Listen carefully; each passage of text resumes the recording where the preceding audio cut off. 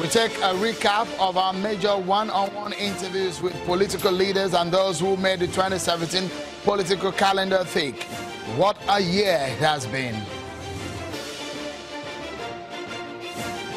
And Liberians again head to the polls to choose a new president in a runoff election to determine who will succeed Africa's first female president, Mrs. Ellen Johnson Sirleaf.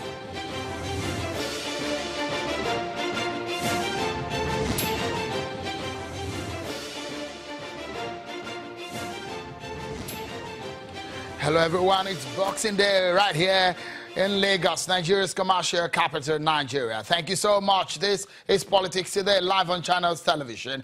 I'm Sean Kimbaloye in Lagos. Compliment of the season to everyone watching us. 2017 is winding up. What a year it has been in the world of politics. The year had its fair share of big stories with some big names behind them. We would attempt a roundup of high-profile one-on-one interviews of newsmakers during the year.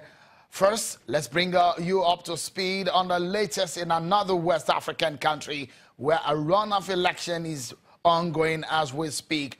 Liberians have gone to the polls to choose a new president in a runoff election that will spell who will succeed Africa's first female president, Mrs. Ellen Johnson Sirleaf. The voting is between Vice President Joseph Boakai and former international footballer George Weah. Mr. Weah won the first round but could not secure the required 50% of the vote for an outright victory during the October 10 election.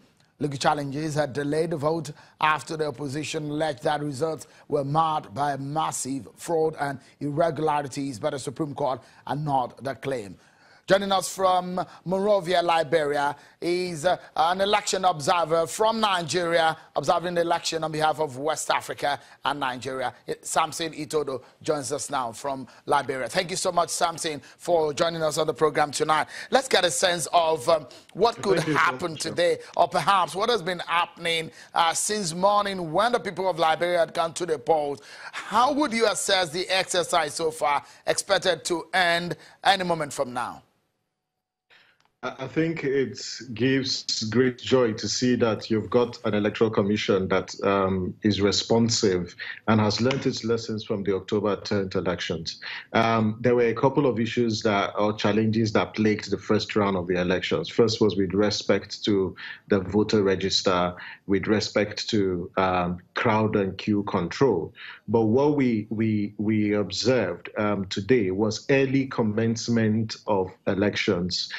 One of the largest election observer group, the elections coordinating committee, had released a report, and in about 98% of polling stations at 8:30. So there was early commencement of the polls.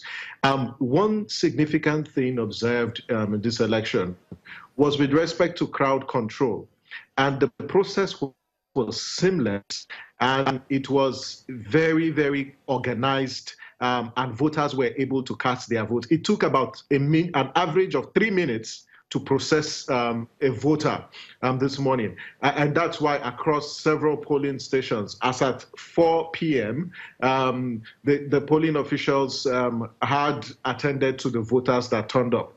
But one very particular concern is with respect to the turnout of voters for this election. And there are several reasons. Whilst it is too premature to give an exact estimate of what voter turnout will look like, but there have been concerns. First, the fact that this election was conducted on a Boxing Day, which is a festive period. And second, and what is known in the Liberian parlance as voter trucking. During the first round of the elections, representatives transported voters from one location to another to vote for them at their county's level, because you had representatives elections. But in this election, it was just mainly two candidates who were running for the presidency. So to a greater extent, we didn't see voter trucking. All right. And people were unable to book. Quickly, let me ask you, will Liberians, and quickly if you may just respond to this one, will Liberians know who will be their next president today?